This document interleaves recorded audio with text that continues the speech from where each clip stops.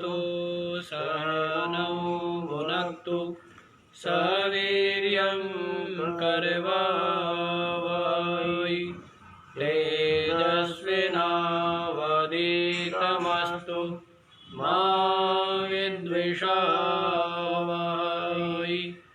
ओम शांति शांति शांति। हाँ जी, क्या बतलाया गया है? बतलाया है कि अपने अपने कर्तव्य कर्म जो है उनको करते हुए भी मनुष्य संसिद्धि को प्राप्त कर सकता है। किस प्रकार से अपना कर्तव्य कर्म करते हुए ज्ञान प्राप्ति की योग्यता रूप सिद्धि प्राप्त होती है, उसका हमारे से उसका श्रवण करो, ऐसा भगवान श्री कृष्ण ने अर्जुन को कहा।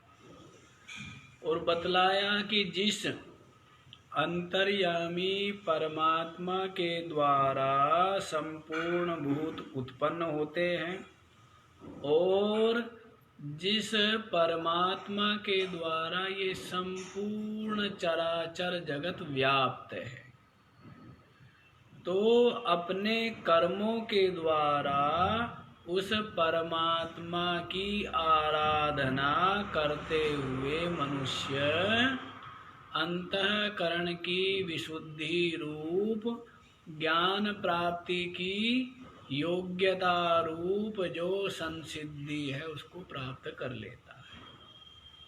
अपने कर्म के द्वारा ईश्वर की आराधना करते हुए, परमात्मा की आराधना करते हुए अपने कर्मों के द्वारा। और फिर ये बतला रहे हैं कि भाई अपना कर्म जो है उसमें थोड़ा बहुत विगुण हो, त्रुटि भी हो, और दूसरों का जो धर्म है कर्म है वो भले ही कितनी अच्छी प्रकार से अनुष्ठान क्यों ना किया जाए तो भी अपना ही धर्म श्रेष्ठ है, तो भी अपने धर्म का अनुष्ठान करना ही श्रेयकर है। जो स्वभाव से नियत कर्म है उनको करते हुए तू पाप को प्राप्त नहीं होगा। स्वभाव नियत कर्म करते हुए पाप को प्राप्त नहीं होगा। तो इसलिए अपना जो कर्तव्य है उस कर्तव्य को जो शास्त्र विहित है, शुभ कर्तव्य शुभ कर्म, उसको करना चाहिए और उसके द्वारा ईश्वर की आराधना करनी चाहिए। तो ये बात बतला दी गई है। तो ऐसा करते हुए पाप नहीं लगे, जबकि कर्म करना तो क्या है, कुछ न कुछ पाप या पुण्य होता ही है, पाप हो जाता है। तो कह रहे नहीं, जो अपना धर्म है उसका पालन करते हुए ईश्वरार्पण बुद्धि से तो पाप नहीं लगता है। तो अर्जुन का धर्म क्या है, कर्म क्या है, युद्ध करना। अर्जुन का कर्तव्य क्या है, युद्ध करना। तो उसको पाप नहीं लगेगा यदि वो कर्तव्य बुद्धि से करेगा, फल की इच्छा से रहित होकर करेगा, फल की इच्छा से रहित होके करेगा। अब देखो क्या बतला रहे हैं 48वां श्लोक। सहजं कर्म कौन्तेय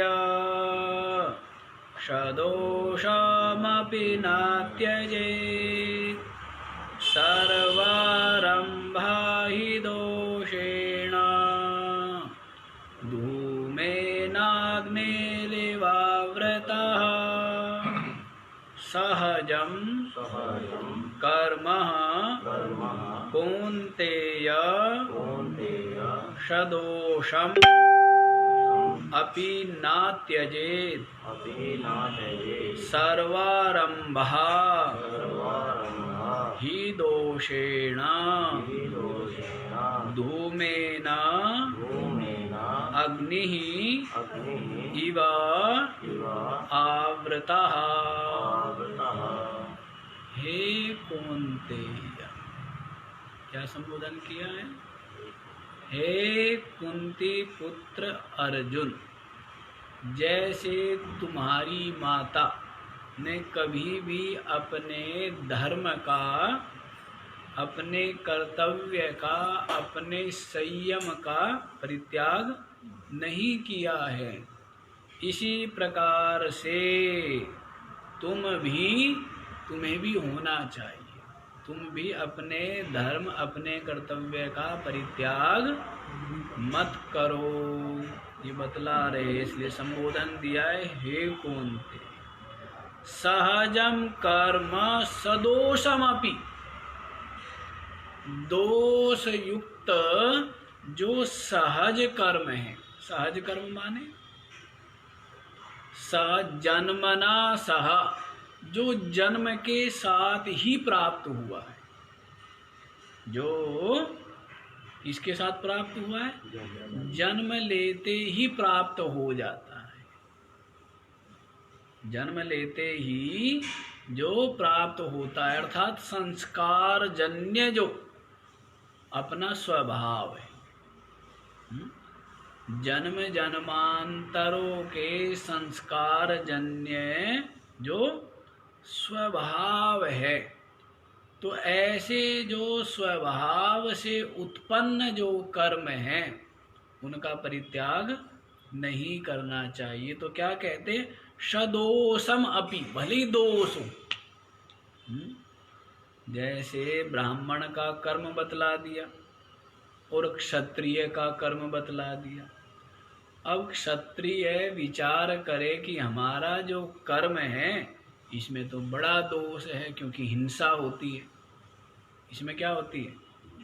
हिंसा करनी पड़ती है। तो इसलिए हम तो क्षत्रिय अपने धर्म को छोड़ करके हम तो ब्राह्मण धर्म को ही अपनाएं। अर्जुन जैसे कह रहा है, युद्ध में हिंसा होगी, मेरे को पाप लगेगा, और इसलिए मैं तो भिक्षा मांग करके भी शरीर का निर्वाह करना ही श्रेष्ठ मानता हूँ, इसको ही श्रेष्ठ मानता हूँ। लेकिन भिन्न भिन्न स्थितियाँ हैं। स्थितियाँ क्या है? भिन्न भिन्न है। तो सबके लिए एक स्थिति नहीं हो सकती है। जो क्षत्रिय है, जो सैनिक है, या जो राजा है, तो यदि उसको समाज में शांति की स्थापना के लिए हिंसा भी करनी पड़े, दंड भी देना पड़े, तो वो हिंसा पाप युक्त नहीं होती। जैसे मास्टर जी कक्षा में अनुशासन स्थापित करने के लिए जो शरारती बालक हैं उनको क्या करते हैं? दंड देते हैं ना, दंडित करते हैं उनको, जिससे कि क्या हो, कक्षा में अनुशासन बना रहे, और जो बालक पढ़ना चाहते हैं, जो वास्तव में जिज्ञासु है, उनको व्यवधान ना पड़े, वो तो कम से कम पढ़ सकें।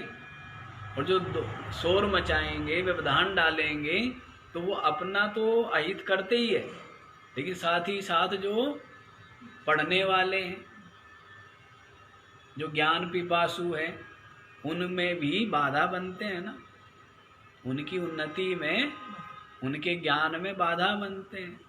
तो इसलिए वो जो दंड देना है, वो जो हिंसा है, वो हिंसा नहीं है। दोष युक्त होते हुए भी, इसलिए कह रहे हैं कि दोष युक्त भले ही है, जैसे हिंसा आदि दोष से युक्त है। अब जैसे कृषि करना, वैश्य का कर्म बतलाया है, तो कृषि आदि करने में भी जीवों की हिंसा होती है, लेकिन हिंसा भी होती है, साथ ही साथ जीवों का पालन भी होता है। हिंसा होती है, अनेकों जीव जंतु मर जाते हैं, तो साथ ही साथ पालन भी तो हो रहे हैं।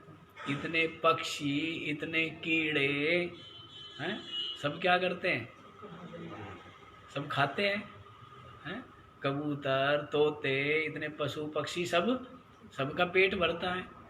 तो इसलिए पाप हो रहा है, साथ साथ पुण्य भी हो रहा है। दूसरी बात, वो अन्न इसलिए उपजा रहा है जिससे कि सबका पोषण हो, सबको अन्न प्राप्त हो, सबका पेट भरे, सबकी भूख मिटे, और जिससे कि लोग सत्कर्म करके, सेवा करके, सहयोग करके, सद्ग्रंथों का स्वाध्याय करके, पूजा पाठ करके, भजन ध्यान करके अपना भी उत्थान करें और औरों का भी कल्याण। तो इसीलिए अन्न उपजाता है वो। तो अन्न उपजाने में जबकि क्या हो रहा है, पाप हो रहा है, वो दोष युक्त है। तो अन्न नहीं उपजाएंगे तो फिर खाएंगे क्या, है? तो इसलिए दोष युक्त होते हुए भी अपना जो जन्म से प्राप्त कर्म है उसका परित्याग नहीं करना चाहिए। अपने कर्म का परित्याग नहीं करना चाहिए जो जन्म से प्राप्त है, भले ही उसमें दोष हो। ये पीछे बतला दी, ये चीजें समझने की है।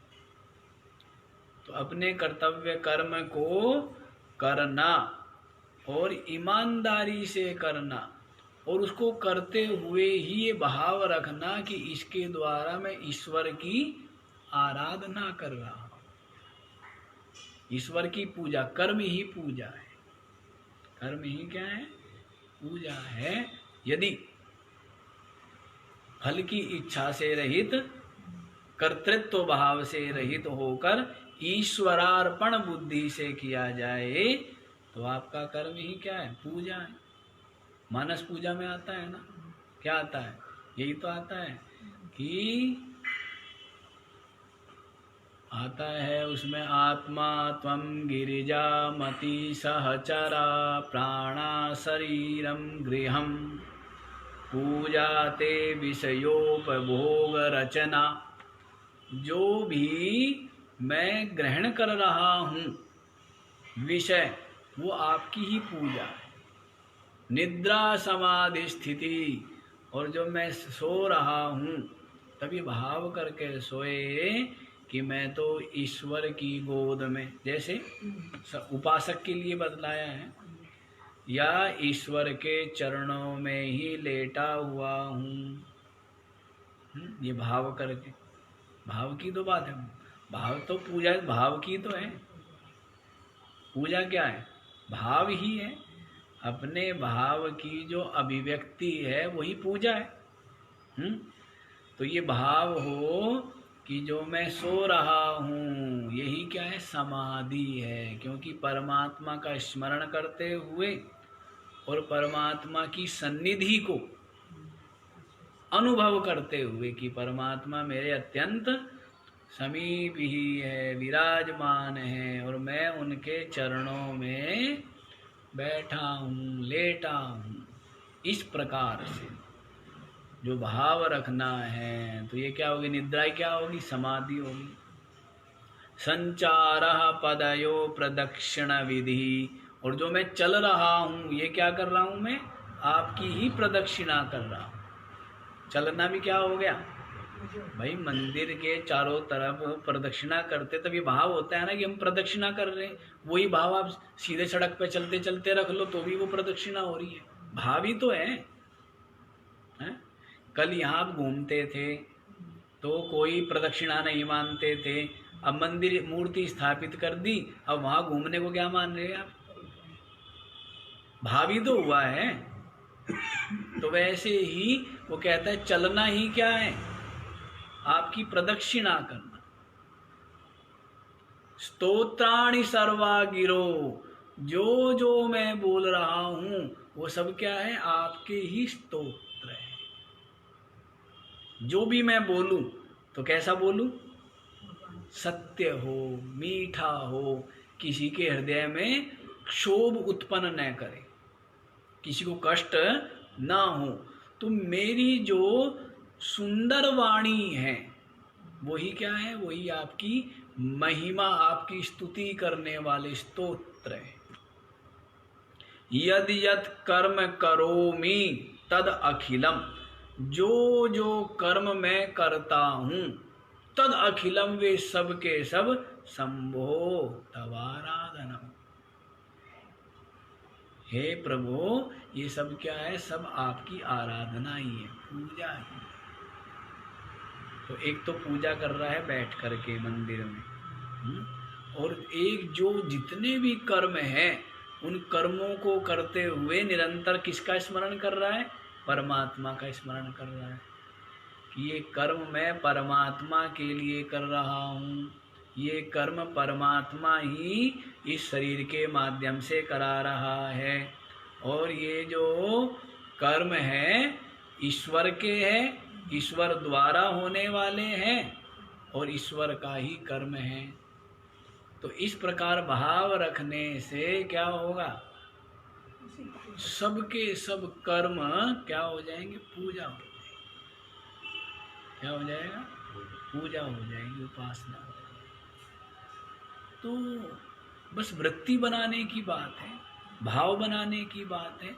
तो आप जो जो करते हो, जो कुछ भी करते हो, वो सबका सब पूजा हो सकता है, सबका सब भक्ति हो सकता है, परमात्मा की आराधना हो सकता है, सबका सब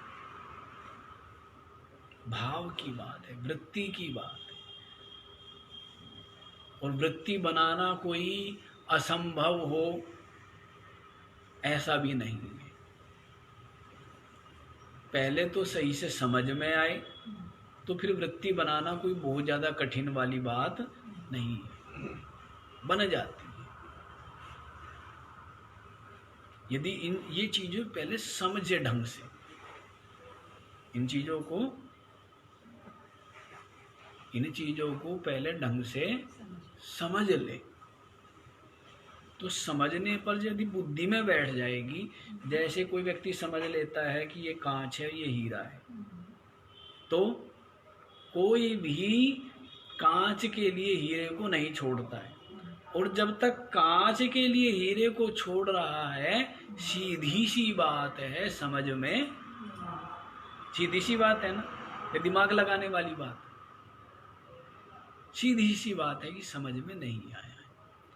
तो वैसे ही ये जो स्वधर्म पालन या ईश्वर आराधना या आत्म कल्याण या परमात्म प्राप्ति, जब व्यक्ति ये समझे कि नहीं यही वास्तविक जीवन है, इसके लिए ही ये मनुष्य जीवन मिला है, तो फिर कठिनाई नहीं आती, फिर कठिनाई अनुभव नहीं होती। जब ये माने कि मेरे को अपने कर्तव्य कर्मों के द्वारा ही क्या करनी है? ईश्वर की आराधना करनी। जब समझ में आए, जैसे धन के लिए इतना कुछ करता ही है ना व्यक्ति, संसार में धन पाने के लिए क्या क्या नहीं करता, तो वैसे ही जो एक जिज्ञासु है, एक विवेकी है, तो वो परमात्मा को पाने के लिए परमात्मा की भक्ति, परमात्मा को पाने के लिए क्या है? परमात्मा की भक्ति, और साथ ही साथ स्व जो है अपने कर्तव्य का पालन भी करना है। तो अपने कर्तव्य का पालन ही क्या बना ले? उसको भक्ति बना ले, उसको ही पूजा बना दे। पीछे स्पष्ट बताया था कि स्वकर्मणा तम अभ्यर्च, अपने कर्म के द्वारा ही उस परमात्मा की, उस अंतर्यामी की क्या करना चाहिए? पूजा करनी चाहिए, अर्चना करते हो अपने कर्म के द्वारा। किसकी? जिससे समस्त भूत उत्पन्न होते हैं और जो संपूर्ण दृश्य प्रपंच को व्याप्त करके विराजमान है, वो अंतर्यामी जो परमात्मा है, उसकी अपने जो कर्तव्य कर्म है उनके द्वारा आराधना करते हुए मनुष्य अंतःकरण की निर्मलता रूप सिद्धि को प्राप्त कर ले। और अंतःकरण जैसे जैसे निर्मल होता है तो बहुत बड़ी उपलब्धि हो गई। अंतःकरण का निर्मल होने का मतलब है स्वार्थ का, मोह का, राग का, आसक्ति का गलित हो जाना, नष्ट हो जाना। तो फिर क्या हो जाएगा? सबके प्रति प्रेम, सबके प्रति करुणा, सबके प्रति अपनत्व का भाव। मोह की जगह व्यापकता आ जाएगी। पहले तो मोह था 2-4 में, फिर क्या है? व्यापक प्रेम हो जाएगा। सरलता, सहिष्णुता, धैर्य, संतोष, प्रसन्नता, ये सब सद्गुण आ जाएंगे।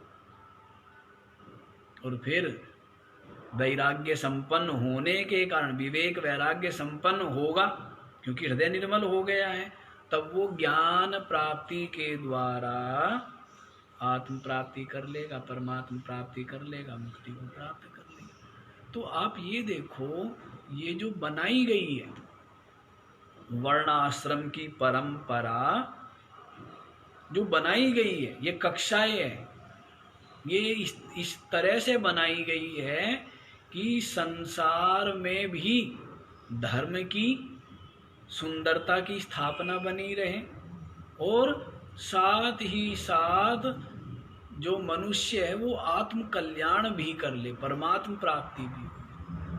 ब्रह्मचर्य आश्रम में क्या करें? ब्रह्मचर्य पूर्वक, गुरु सेवा पूर्वक विद्या अध्ययन करें, त्रिकाल संध्या करते हुए ब्रह्मचर्य हो गए। उसके पश्चात समस्त वेद वेदांग तो पढ़ ही लिए, जान ही लिए हैं। यदि गृहस्थ में जाने की इच्छा है तो फिर गृहस्थ में जाता है, लेकिन ज्ञान है उसको गृहस्थ में जाता है, अपना कर्म करता है ईमानदारी से। कैसे करता है? पूरी ईमानदारी से पुरुषार्थ करता है, और सबको जो उसका कर्तव्य है, अपने स्त्री पुत्र आदि का तो पालन पोषण करना ही, साथ ही साथ जो अतिथि है, अभ्यागत है, और जीव है, ब्रह्मचारी है, वानप्रस्थी है, सन्यासी है, उनकी सबकी सेवा भी करना वो गृहस्थ का कर्तव्य है। फिर गृहस्थ हो गया है, गृहस्थ में भी क्या किया? ईश्वर की आराधना की, ईश्वरार्पण बुद्धि से कर्म किए, तो बुद्धि निर्मल होती गई, निर्मल होती गई। अब गृहस्थ करके बुद्धि मलिन होती है, निर्मल होती है? राग द्वेष युक्त होता है, लोभ मोह युक्त होता है, इसीलिए मलिन होती है। अन्यथा गृहस्थ करके तो बुद्धि क्या होनी चाहिए? निर्मल होनी चाहिए। और ये भाव आना चाहिए कि हो गया मेरा कर्तव्य, अब मात्र मेरा लक्ष्य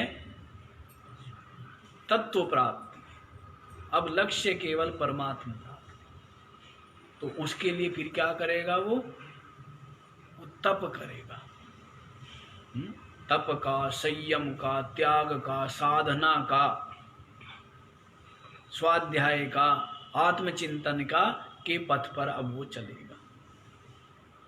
और जब पूर्ण जो थोड़ी बहुत आसक्ति थी वो भी सब गलित हो गई, तब संन्यस्त हो जाएगा और आत्मनिष्ठा से युक्त हो जाएगा। तो ये इस तरह से बनी हुई है। लेकिन अब व्यक्ति ने सब क्या है? उच्छेद कर दिया। अब आप एक बात बतलाइए, आपके नगर में, ग्राम में विद्यालय हो, उस विद्यालय को आप तोड़ दो, हानि किसकी है?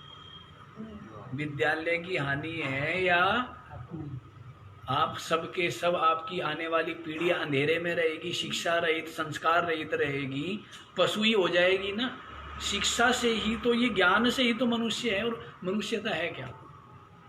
ज्ञान है। सोते हुए भी है, आप भी सोते हो, खाते हुए भी है, आप भी खाते हो, पशु पक्षी भी हैं, वो भी बाल बच्चे पैदा करते हैं, आप भी करते हो, वो भी भयभीत होते हैं, वो आप भी भयभीत। सारे काम तो जो आप वे करते वही आप कर रहे हो। केवल ज्ञान, केवल ज्ञान के कारण, संवेदना के कारण ही तो मनुष्य है कि हम वृद्ध की, बड़े बुजुर्ग की, कमजोर की, असहाय की, विपत्तिग्रस्त की, दुखी की सेवा कर सकते हैं, सहायता कर सकते हैं। इसीलिए हम मनुष्य हैं। इसलिए हम मनुष्य हैं क्योंकि हम व्यवहार करना जानते हैं। बड़े को बड़ा है, बड़ों का सम्मान, छोटों से प्रेम। बंदर की तरह नहीं है कि उनसे भी भिड़ना और उनसे भी भिड़ना। जैसे बंदर होते हैं ना, छोटे मोटों को देख करके दबाते हैं, सताते हैं। तो मनुष्य इसीलिए मनुष्य है ना हम, ज्ञान के कारण से, कि हमें ज्ञान है कब बोलना, क्या बोलना, कैसे बोलना, किसी को पीड़ा ना हो, किसी को कष्ट ना हो। ज्ञान से मनुष्य। और किस कारण से मनुष्य?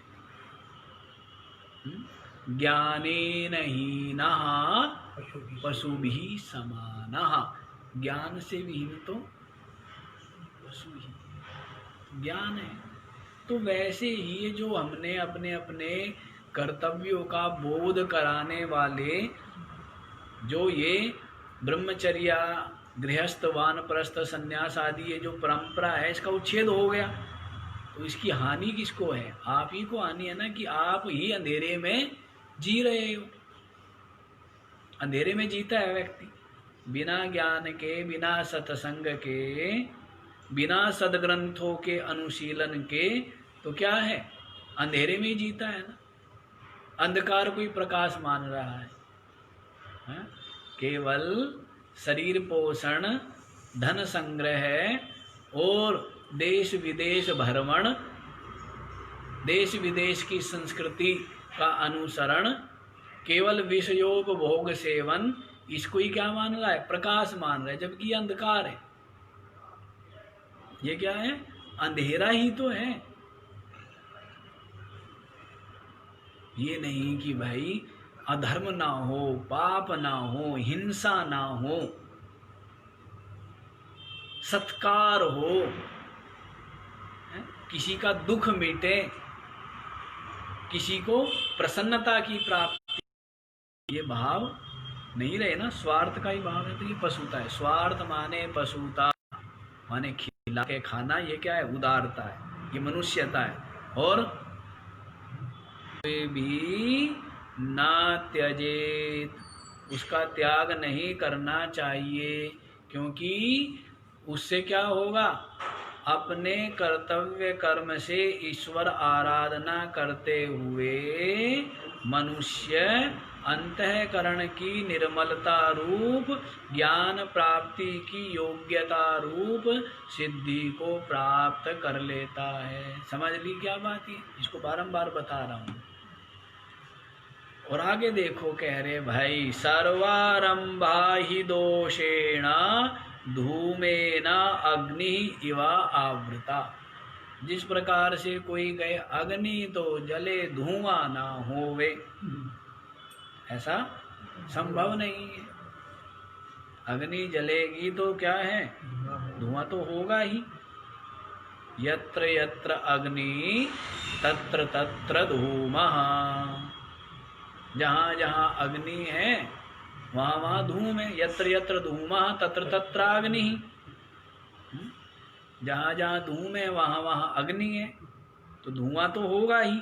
तो जैसे अग्नि जो है, अग्नि से ही उत्पन्न, आग के साथ ही उत्पन्न होता है ना। जैसे ही आग उत्पन्न होती है वैसे ही क्या उत्पन्न होता है? धुआं। तो अग्नि के साथ ही उत्पन्न और अग्नि से ही उत्पन्न जो धुआं है वो किसको? अग्नि को ही ढकता है।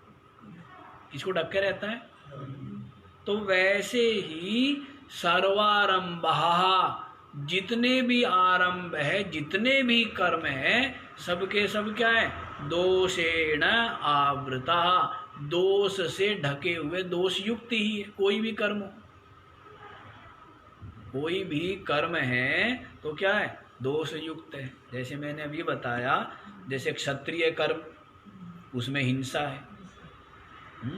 क्षत्रिय कर्म में क्या है, दुष्ट की हिंसा करनी पड़ेगी, अधर्मी की, विधर्मी की, पापी की। लेकिन फिर वो सोचे कि भाई मैं तो वैश्य का कर्म अपनाता हूँ। कोई व्यक्ति सोचे क्षत्रिय कर्म में तो पाप है, तो क्या करना चाहिए, वैश्य का कर्म अपनाता हूँ। अब वैश्य का कर्म क्या है, खेती करना, व्यापार करना, तो क्या उसमें पाप नहीं होता है? हैं? जैसे खेती करे तो अभी आपको बता दिया कितने जीव जंतु मरते हैं? और व्यापार करें तो उसमें भी पाप नहीं होता है क्या? जो का त्यों तो है नहीं कि बिना जो है पारिश्रमिक लिए हैं, वो दान करने तो नहीं बैठा है, दान करने बैठा है। क्या करने बैठा है, कमाने बैठा है ना, कम तोलने बैठा है तो वो कमाने बैठा है। तो इसलिए वहाँ भी क्या होता है, और संसार में कुछ भी करो, जैसे ग्राहक आया और सेठ जी ने बेचारे ने सबसे सस्ता दिया, तो भी ग्राहक को क्या लगता रहेगा कि अरे लूट लिया है, महंगा दिया है। जैसे सेठ जी और है, ये खरीद के लाते हैं तब तो उनको लगता है महंगा, और जब बेचते हैं तब सस्ता दे दिया भाई, तुमने तो गलती कर दी, 2 रुपये और महंगा दे सकते थे, हैं? ऐसा ही होता है ना। तो कहने का भाव है, संसार में तो कोई भी कर्म हो दोष युक्त है। कोई भी कर्म हो तो उसमें क्या है, दोष ही है। श्वास प्रश्वास लेते हैं तो जैनी मानते हैं ना कि अनेकों जो सूक्ष्म जीव है वो मर जाते हैं, इसलिए कहते हैं मुंह पे पट्टी बांध कर रखो। कुछ भी करो तो दोष ही है। अब आप भोजन करते हो तो भोजन करने में भी तो अनेकों जीवों का भी होता है, और अनेकों जीवों मृत्यु भी होती है, नहीं? स्नान करते हो तो अनेकों जीवों का पोषण हो रहा है स्नान करने में भी शरीर के, और अनेकों जीवों की नहीं हो रही है। थोड़ा बहुत उच्चारण मात्रा का भेद हो गया तो उसमें क्या हुआ है? यज्ञ तो किया था इसलिए कि इंद्र को मारने वाला पुत्र हो, है? लेकिन उसका समास वो उल्टा हो गया कि इंद्र से मरने वाला पुत्र हो, है? इतने में ही गड़बड़ हो गया काम, है? तो सब का सब कोई भी कर्म करो, आप कोई भी कर्म करो तो क्या है, दोष है या नहीं है? इसलिए कर्म ना करो तो भी काम नहीं चले। इसलिए कहते ना कि तस्मात् कर्म न कुर्वन्ति यतयः पारदर्शिनः, कर्मणा बध्यते जंतु विद्यया च विमुच्यते, तस्मात् कर्म न कुर्वन्ति यतयः पारदर्शिनः। यति पारदर्शी लोग कर्म नहीं, उसका मतलब ये नहीं है कर्म नहीं करते। कहने का मतलब है कि वे सकाम भाव से युक्त होकर के कर्म नहीं करते, क्योंकि कामना युक्त कर्म ही बांधता है, निष्काम कर्म बांधता है क्या? कर्मणा बध्यते जंतु, कौन से कर्म से बनता है? जो कर्तृ अभिमान पूर्वक फलाभिसंधि पूर्वक जो कर्म किया जाता है वो बांधता है। जो फल की इच्छा से रहित और कर्ता भाव से रहित होकर कर्म किया जाता है वो कर्म नहीं बांधता। समझ आया? हाँ, तो इस तरह है सर्वारंभा ही दोषेण, जितने भी आरंभ है कर्म है सबके सब दोष से ढके हुए हैं। जिस प्रकार अग्नि जो है वो धुएं से आवृत, इसी प्रकार सभी कर्म दोष से आवृत है। लेकिन पीछे बता ही दिया है कि दोष युक्त होते हुए भी जो अपना कर्ता है, जो जन्म के साथ प्राप्त हुआ है स्वभाव संस्कार वसात, तो उस कर्म का परित्याग नहीं करना चाहिए। उस कर्म के द्वारा ईश्वर का आराधना कर सिद्धि को जिसने प्राप्त कर लिया, किसको प्राप्त कर लिया? कौन सी संसिद्धि है? है जी? नहीं, अपने कर्म के द्वारा ईश्वर की आराधना करते हुए कौन सी सिद्धि प्राप्त होगी? अंतःकरण की निर्मलता रूप सिद्धि, ज्ञान प्राप्ति की योग्यता रूप सिद्धि की प्राप्ति हुई है। अभी परम सिद्धि नहीं, ये वाली सिद्धि। परम सिद्धि तो क्या है? आत्मनिष्ठ, परमात्मनिष्ठ, वो तो परम सिद्धि है। उससे पहले क्या? ज्ञान प्राप्ति की योग्यता, अंतःकरण की निर्मलता। क्योंकि अंतःकरण का निर्मल हो जाना का मतलब है विवेक वैराग्य से संपन्न हो जाना, मतलब है आसक्ति का गलित हो जाना। समझ आया? अंतःकरण विशुद्ध होने का मतलब समझ लो। अंतःकरण की विशुद्धि से अभिप्राय है विवेक वैराग्य मुमुक्षुता से संपन्न होना। विवेक हो गया और वैराग्य हो गया और दृढ़ मुमुक्षा से जो संपन्न है। दृढ़ मुमुक्षा मतलब जो मोक्ष प्राप्ति के लिए बिल्कुल प्रयत्नशील है, प्रबल इच्छा है। तब समझना चाहिए कि हमारा हृदय स्वार्थ, मोह, आसक्ति सब गलित हो, सब नष्ट हो। जब तक स्वार्थ, मोह, आसक्ति, लोभ में डूबा हुआ है तब तक अंतःकरण विशुद्ध ही नहीं हुआ है, तो ज्ञान निष्ठा तो कहाँ से होगी? अभी तो ज्ञान श्रवण का अधिकारी नहीं हुआ। हाँ जी, ज्ञान श्रवण का अधिकारी नहीं हुआ। ज्ञान निष्ठा, जब तक लोभ है, मोह है, आसक्ति है, स्वार्थ है, काम क्रोध आदि है, तब तक ज्ञान श्रवण का अधिकारी नहीं हुआ। ज्ञान निष्ठा, परमात्मा निष्ठा दूर की बात है। तो ये जो है, जो निष्काम भाव से ईश्वरार्पण बुद्धि से अपने जो कर्तव्य प्राप्त कर्म है उनको जिसने किया साधन बना करके, वही क्या है? साधन है, वही उपासना, वो भक्ति है। अपने कर्म ही क्या है? भक्ति है, साधना है। तो उन कर्मों के द्वारा क्या हो गया? ईश्वर अर्पण कर बुद्धि से ईश्वर की अर्चना करते हुए उसका हृदय विशुद्ध हो गया, मतलब विवेक वैराग्य और तीव्र मुमुक्षा से जो युक्त है। तो उसको क्या करना चाहिए? तो उसके लिए बतला रहे हैं। ये दोष भी तो श्रवण से ही जाएंगे।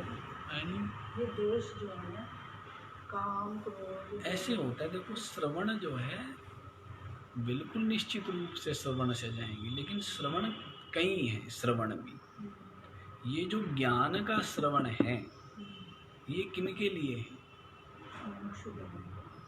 वैराग्यवान जो दृढ़ मुमुक्षु है, ये उनके लिए है। और जो आप श्रवण कह रहे हो वो श्रवण अलग है, वो सत्संग का श्रवण। सत्संग माने वही जो कि भाई कथा कहानी के माध्यम से बुराई छूटे, सद्गुण अपनाए जाए, लोभ निकले, उदारता आए, स्वार्थ। तो ये है आत्मज्ञान का श्रवण। अभी तो इसका तो अधिकार ही नहीं हुआ है ना। ऐसे नहीं करेंगे आप कि जैसे पहले भूमि पहले तैयार करोगे, बीज बाद में बोओगे, या ऐसे करोगे कि बीज पहले बो दोगे, भूमि बाद में तैयार करोगे। ऐसा नहीं होता ना। पहले क्या करते हैं? तो वैसे ही तो आप जो श्रवण कह रही हो वो श्रवण से अभिप्राय है वो जो और श्रवण है, कर्तव्य के विषय में श्रवण, उपासना के विषय में श्रवण। लेकिन ये जो ज्ञान श्रवण है ये विवेक वैराग्य मुमुक्षुता से जो युक्त है। अच्छा जी, अब इसमें भेद आप ये पूछना चाहती हो कि जी चलो हम लोग पूरी तरह पात्र भी नहीं है और सत्संग सुन रहे हैं और सत्संग जो आत्मनिष्ठा है या आत्म अनुभव वो हो भी नहीं रहा है, लेकिन धीरे धीरे हम जो है बुराइयां छूट रही है, धीरे धीरे जो है आगे बढ़ रहे हैं, सद्गुण आ रहे हैं, तो आप ये पूछना चाह रहे हैं ना, तो वो ठीक है। लेकिन बस यही है कि तीव्रता होनी चाहिए और साथ ही ये भी है कि जैसे आपको नहाना हो, दूध भी रखा हुआ है, पानी भी रखा हुआ है और घी भी रखा हुआ है, किस में नहाऊंगे? दूध से नहाओगे या घृत से नहाओगे? तो वैसे ही दूध तो पिएंगे और पानी से नहाएंगे। तो वैसे ही जो काम हम कर्तव्य कर्म करने से या और चीज से कर सकते थे वो काम हम किससे कर रहे हैं? दूध से कर रहे हैं। ये पीने के लिए, ये ज्ञान क्या है? पीने के लिए, लेकिन नहाने के लिए। स्नान तो आप पानी से कर सकते थे। मतलब जो कर्तव्य पालन संबंधी सत्संग है कि भाई समाज में धैर्य होना चाहिए, संतोष होना चाहिए, परोपकार होना चाहिए, सेवा होनी चाहिए, पर दुख कातरता होनी चाहिए, दूसरे के दुख में दुखी हो उसका सहयोग करें। ये चीजें कहना पहले तो आई नहीं, अब आई, वो भी सत्संग से ही आई। लेकिन भाव थोड़ा सा ये है। लेकिन बात ये है, देखो सुधार तो जब हो जाए, अकल तो जब आ जाए तभी ठीक होगा, तो सत्संग से ही। हाँ, लेकिन यहाँ पर ये बात समझने की है कि ज्ञान निष्ठा जो है वो ज्ञान निष्ठा उसी को होगी जो ज्ञान का पात्र है। आत्मनिष्ठा परमात्म निष्ठा किसको होगी? जो पहले पात्र बन गया है, श्रवण का पात्र। तो विवेक वैराग्य मुमुक्षुता से जो साधन चतुष्टय बोलते हैं ना, जो साधन चतुष्टय से संपन्न है वही ज्ञान का अधिकारी। अच्छा जी, अब देखो 49वां श्लोक देखिए। असक्त बुद्धि सर्वत्र जितात्मा विगत स्पृह नैष्कर्म्य सिद्धिं परमां संन्यासेनाधिगच्छति। असक्त बुद्धिः सर्वत्र जितात्मा विगत स्पृह नैष्कर्म्य सिद्धिं परमां संन्यासेन अधिगच्छति। सर्वत्र असक्त बुद्धिः, सर्वत्र पुत्रदारादिषु, पुत्र स्त्री धन गृह शरीर आदि में आसक्ति से जो रहित है, सर्वत्र असक्त बुद्धि। कहीं पर भी कोई आसक्ति नहीं। आंखें खुल गई, क्या हो गई? आंखें बंद होती है कहता है मेरे, और आंखें खुल जाती है तब कहता है परमात्मा के या सब मेरे। जब तक आंखें बंद है, जैसे धृतराष्ट्र की आंखें बंद है तो कहते दुर्योधन को कहता है मेरा, और आंखें खुली होती तो ये कहता है युधिष्ठिर भी मेरा। क्या कहता? सभी मेरे और सभी परमात्मा के। ये क्या है? आंखें खुल गई।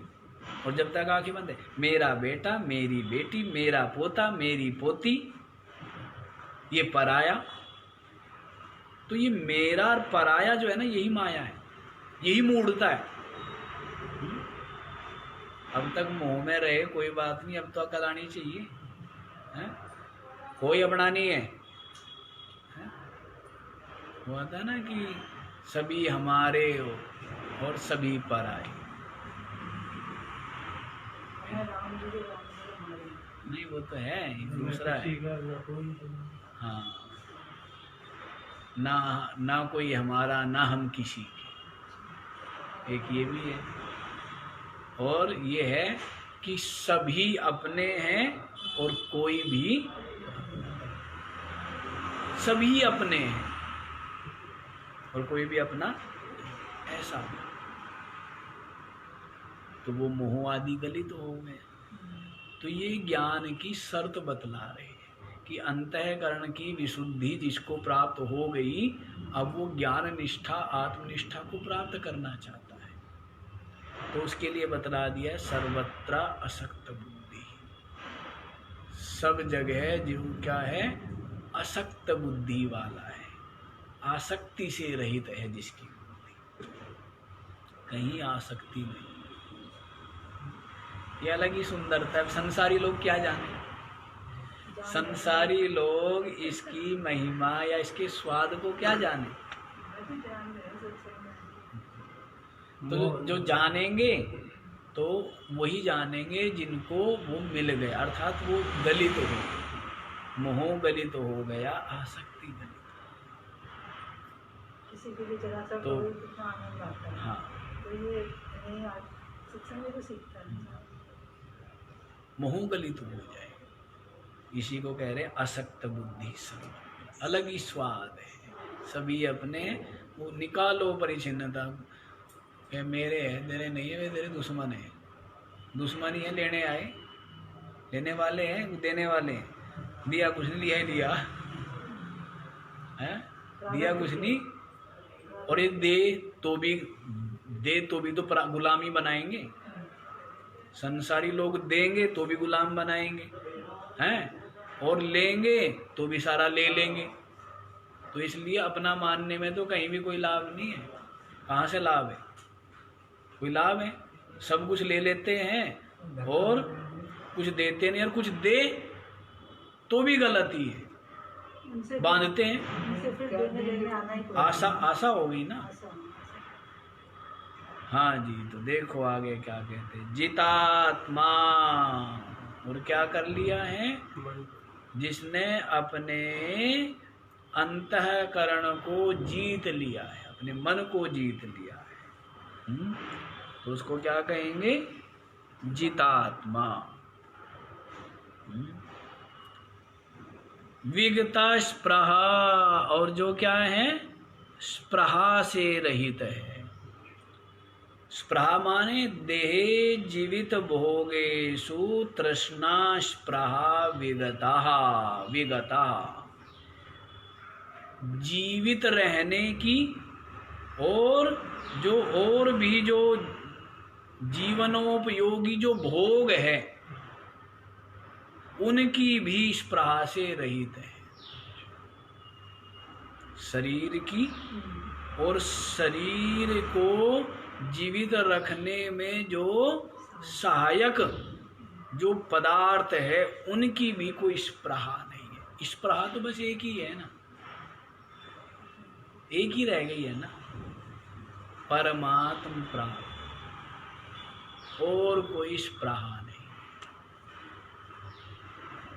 2 दिन की है, करते रहो। स्पृहा करो तब भी उतना ही मिलना है, ना करो है, क्योंकि देने वाला कोई बैठा होगा हमारे जैसा, प्रसाद मिलेगा बराबर, मांगो ना मांग। कई लोगों की आदत होती है, थोड़ा सा और दे दे, क्यों तू कुछ न्यारा है, हैं? क्यों दे दे? वो मुड़ता है ना। जो मिल रहा है और देने वाला जो निष्पक्ष है, अब देने वाला ईश्वर है और वो दे भी आपके कर्म का फल भोग रहा है, ठीक है। अब उसमें भी याचना करें, याचना की जरूरत क्या है ये बताओ। जो याचना नहीं कर रहे, 2 रोटी उनको नहीं मिल रही, क्या? जिनके खेती है, जमीन जायदाद है, उनको रोटी मिल रही है, और जिनके पास कुछ भी नहीं है तो क्या हम जैसों को रोटी नहीं मिल रही क्या? फिर या चींटी के नाम, हाथी के नाम कोई बैनामा नहीं है, कुछ नाम है उनके, हैं? उनको मिल रही है ना अपने अपने, कि जी हमको हम खिला रहे, तू कौन खिलाने वाला? अपने अपने प्रारब्ध से, अपने अपने प्रारब्ध से। इतने जीव जंतु है जंगल में, सबका हो रहा है ना यथा योग्य पालन पोषण। कौन कर रहा है जाके? ना सरकार वहां कुछ दे के आती और ना यहाँ के लोग कुछ दे के आते वहां पर, यूं ही चलता रहता है। तो स्पृहा करने, स्पृहा करो या मत करो, कर्म करो, इसलिए कहते हैं ना कर्म करो, पुरुषार्थ करो, स्पृहा करने की आवश्यकता नहीं है। लेकिन यहाँ पर तो और बड़ी बात होगी, जीवन और जीवन में सहायक जो भोग है उनमें उनकी भी स्पृहा नहीं, शरीर की भी और जीवन, शरीर के लिए उपयोगी जो भोग है आवश्यक, उनकी भी स्पृहा नहीं है। हो जाएगा, होता रहता है यूं ही जैसा हो रहा है, शरीर के प्रारब्ध के अनुसार मिल रहा है, मिल जाता है। वो भी तो महाराज हम चाहते ही हैं, बाकी तो हो ही रहा है।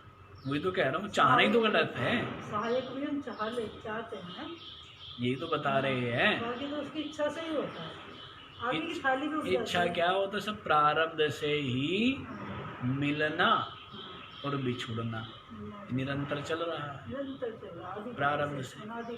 तो इसलिए यही तो बता रहे ना, स्पृहा नहीं, स्पृहा करने से कुछ नहीं होगा, उतना ही प्रसाद मिलेगा जितना मिल रहा है। कई लोग कहते हैं कि जी बदल दो मेरा प्रसाद, ये मेरा वाला जो आम है ना वो कच्चा रह गया, बदल दो, है? तो भाई तेरे प्रारब्ध में वही था, जैसा मिला है वैसे में ही प्रसन्न रहे। हाँ, इच्छा मत कर, ठीक है? इच्छा नहीं करनी चाहिए, जैसा मिल जाए, जो प्राप्त हो सो ले भोग, जो प्राप्त हो सो लेकर मन में से मांगी वही सही तरह हो गया। हाँ, तो हमारे काम में है। और जो प्राप्त हो सो ले भोग ऐसे भी करके आता है, हैं? जो प्राप्त हो सो ले भोग या ले खा ऐसे करके आता है, जो मिल जाए प्रारब्ध में, ठीक। स्पृहा नहीं। नैष्कर्म्य सिद्धिम परमाम नैष्कर्म्य सिद्धिम, ये क्या? ये है परम सिद्धि। परम नैष्कर्म्य सिद्धि को संन्यासेना अधिगच्छति, वो क्या है? इस ज्ञान निष्ठा के द्वारा प्राप्त कर लेता है। संसिद्धि क्या है? अंतःकरण की विशुद्धि। संसिद्धि अंतःकरण की विशुद्धि हुई। और ये जो नैष्कर्म्य सिद्धि क्या है? ये है मोक्ष, आत्मनिष्ठ। तो परमाम नैष्कर्म्य सिद्धिम, परम जो नैष्कर्म्य सिद्धि है इसको संन्यासेना, संन्यासेन माने सम्यक दर्शनेन। संन्यास किसको कहा है? सम्यक दर्शन। सम्यक दर्शन माने आत्मा का यथार्थ बोध। सम्यक माने ठीक, दर्शन माने देखना, ठीक ठीक दिखना। ठीक ठीक दिखना क्या है? रस्सी को दिखना, सांप दिखना गलत दिखना है, रस्सी दिखना, संसार दिखना, और संसार का अधिष्ठान आत्मा दिखना। यथार्थ दर्शन तो वो है ना। तो सम्यक दर्शन के द्वारा या सम्यक दर्शन पूर्वक संन्यास के द्वारा, एक ही बात है। सम्यक दर्शन पूर्वक संन्यास के द्वारा परमाम नैष्कर्म्य सिद्धिम अधिगच्छति, परम नैष्कर्म्य सिद्धि जो है उसको प्राप्त कर लेता है। ठीक है, ये बात समझने की है। आगे वाला श्लोक भी बता दिया जाए, समय हो गया, 2-4-5 मिनट ज़्यादा हो जाएंगे। सिद्धिं प्राप्तो यथा ब्रह्मा तथाप्नोति निबोध मे, समासेनैव कौन्तेय निष्ठा ज्ञानस्य या परा। यथा सिद्धिं प्राप्तः, सिद्धि को प्राप्त, सिद्धि को प्राप्त, सिद्धि माने वही संसिद्धि, सिद्धि को प्राप्त माने, हाँ जी, अंतःकरण की विशुद्धि रूप सिद्धि को प्राप्त जो व्यक्ति है, यथा ब्रह्मा आपनोति, जिस प्रकार से ब्रह्म को, ब्रह्म माने नैष्कर्म्य सिद्धि को, ये तो चीजें समझने की है। अब शब्द तो कुछ लिखा है, हैं? अब पढ़ते रहो कि जी गीता पढ़ी हुई है हमने, बच्चों का खेल है कोई। शास्त्र का भाव अधिगम होना, हृदयंगम होना अलग चीज है। शास्त्र का भाव अधिगम हो, वो फिर हृदयंगम हो, फिर वो आत्मसात हो, फिर वो आत्मनिष्ठा हो, सहज कार्य नहीं। शास्त्रों का भाव ही अधिगम नहीं होता है। शास्त्र कहना क्या चाह रहे हैं, कुछ का कुछ, कुछ का कुछ, कुछ बस शब्दों में उलझा रहता है या विचारों में उलझा रहता है। शास्त्र का भाव अधिगम हो जाए, ये शास्त्र की कृपा के बिना नहीं। गुरु और शास्त्र की कृपा के बिना शास्त्र का जो भाव है वो अधिगम नहीं होता, समझ में ही नहीं आता। मतलब वो हृदयंगम हो और आत्मनिष्ठा हो, आचरण हो, दूर की बात। तो आप ये देखो, सिद्धिम प्राप्त, सिद्धि को प्राप्त माने वो संसिद्धि, अर्थात अंतःकरण की विशुद्धि रूपी सिद्धि को प्राप्त, यथा ब्रह्म आपनोति, जिस प्रकार से वह ब्रह्म को प्राप्त करता है। संसिद्धि को प्राप्त कर लिया है जिसने, यथा ब्रह्म आपनोति, जिस प्रकार से वो ब्रह्म को प्राप्त करता है, ये ब्रह्म प्राप्ति, ये नैष्कर्म्य सिद्धि। तथा में निबोधा, उस विधि को, उस तरीके को तुम में निबोधा, मेरे से जानो। भगवान श्री कृष्ण कह रहे अर्जुन कि संसिद्धि को प्राप्त व्यक्ति जिस प्रकार से ब्रह्म को प्राप्त करता है, उसको, तथा माने तथा, या परा ज्ञानस्य निष्ठा समासेन एव हे कौन्तेय में निबोधा। जो ज्ञान की जो परानिष्ठा है, जो ज्ञान की परानिष्ठा है, उसको संक्षेप में निबोधा, मेरे द्वारा तुम जानो। हे कुंती, कुंती बुआ के तुम पुत्र हो, मेरे अत्यंत प्रिय हो, अत्यंत सरल हृदय है तुम्हारा, बड़े ही आज्ञाकारी श्रद्धायुक्त हो। अब श्रद्धालु को ही सुनाने का मन होता है। अब अश्रद्धालु तो कुछ पूछे भी, गाय को जिसने चारा नहीं डाला, सेवा नहीं की, प्रसन्न नहीं किया, उसको सहलाया नहीं, बाल्टी लेके चलेगा तो क्या करेगी? लात मार देगी ना। तो वैसे ही जो श्रद्धा, विनम्रता, सरलता से युक्त नहीं है, परमात्मा के पास जाके कहे कि हाँ महाराज जी ये बताओ, तो पहली बात तो उस अनधिकारी तो वो पहले ही पता लग गया ना, जिसमें विनम्रता नहीं, सरलता नहीं, श्रद्धा नहीं, उसके और उसकी बोर्ड थोड़ा टंगवाना पड़ेगा कि अनधिकारी है, वो तो टंगा टंगाया मिल रहा है। अहंकारी व्यक्ति का बोर्ड तो पहले लगा हुआ रहता है ना कि ये अधिकारी, अहंकार है तो बस और भी कुछ चाहिए? ये बोर्ड टांग के लिखना पड़ेगा जी, ये बताओ हैं? तो वैसे ही अर्जुन को कह रहे तू कुंती का पुत्र है, सरल है, श्रद्धा युक्त है, विनम्र है, आज्ञाकारी है। अर्जुन ने कह भी दिया मेरे माम साधी, मेरे को उपदेश कीजिए, जैसा आप कहेंगे वो मैं करूंगा। तो इसलिए या ज्ञानस्य परानिष्ठा, जो ज्ञान की परानिष्ठा है, समासेनेवा। भाई युद्ध है, युद्ध के क्षेत्र में खड़े हुए हैं, विस्तार पूर्वक नहीं बता सकता। समासेनेवा, संक्षेप में ही मैं निबोधा, मेरे से तुम जानो। इतना विस्तार कर दिया फिर भी क्या कह रहे हैं?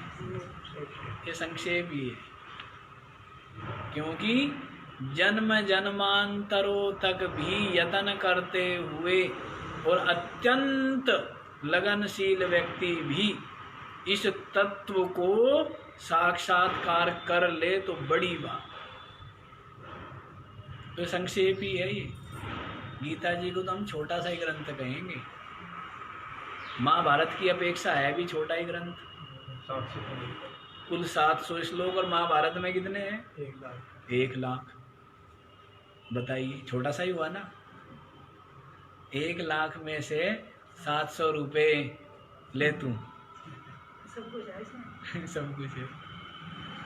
तो इसलिए क्या कह रहे हैं? संक्षेप में ही जो ज्ञान की परानिष्ठा है वो मैं तेरे को बताऊंगा, और जिसके द्वारा वो जो विवेक वैराग्य मुमुक्षा से संपन्न जो साधक है वो ब्रह्म को प्राप्त कर लेता है, नैष्कर्म्य सिद्धि को प्राप्त कर लेता है। बाकी का विचार हम लोग कल करेंगे। ओम पूर्णमदः